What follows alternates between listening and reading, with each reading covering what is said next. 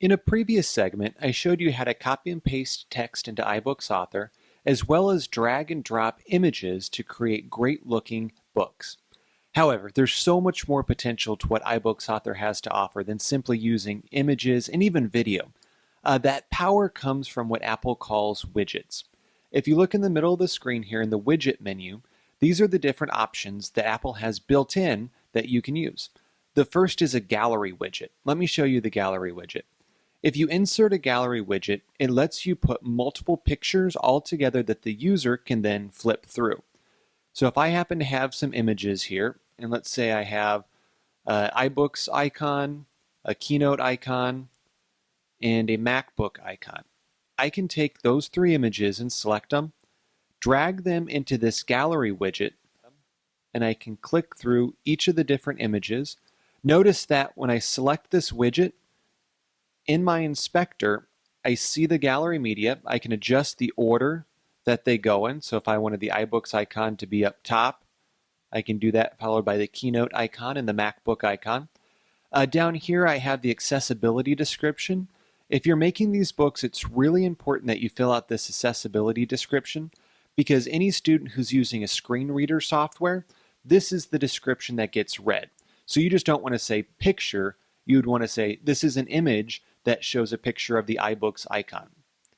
Now, if I wanted to have some text that describes that picture even more for everybody to see, I can simply double click the text underneath it, and I can go the iBook icon.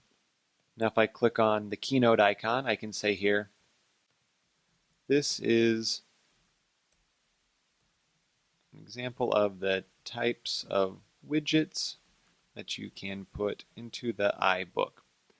And I do want to point out how the description that I place here is not the accessibility description. You're going to want to put both of these in here.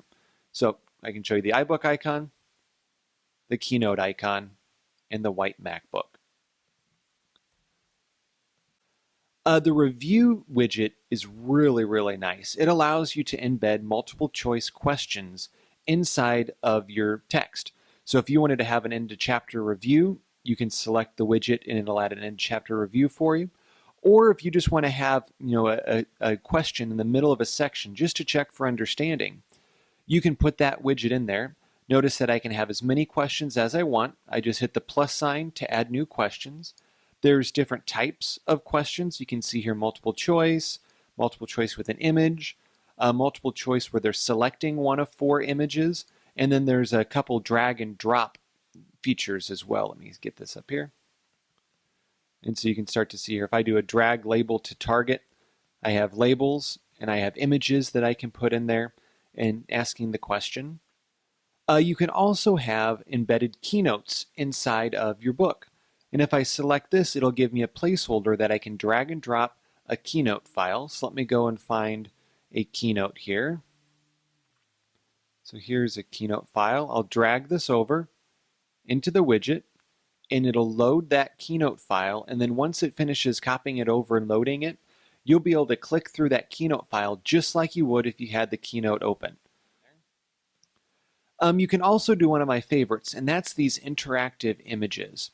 And so let me add an interactive image here, and let's go ahead and let's make this bigger. Now notice how the text is wrapping all the way around this, and Apple's iBooks Author is smart enough to automatically add pages when needed. So I didn't lose anything by making this full screen here.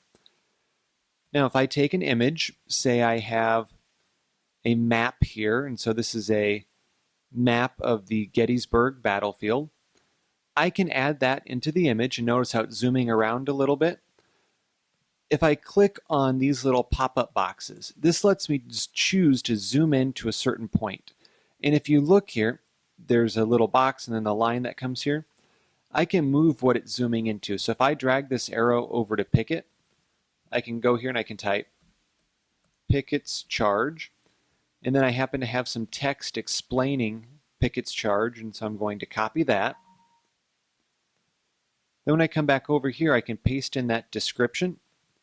And I can even make this a little bit wider so it'll fit all on a screen. And let's zoom in a little bit here. and I'll click Set View. Now when I click out of that, you'll see I'll zoom out to see the whole map.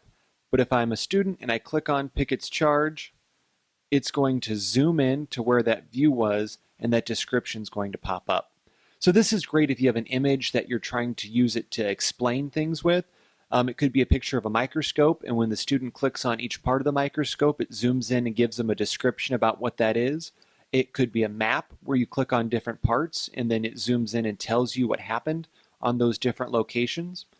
You could also use this if you're in a PE class and you have a picture of a workout, a weightlifting machine. And you could have the students zoom into different parts of that image and then learn how each one of those pieces work or proper form for using different workout stations.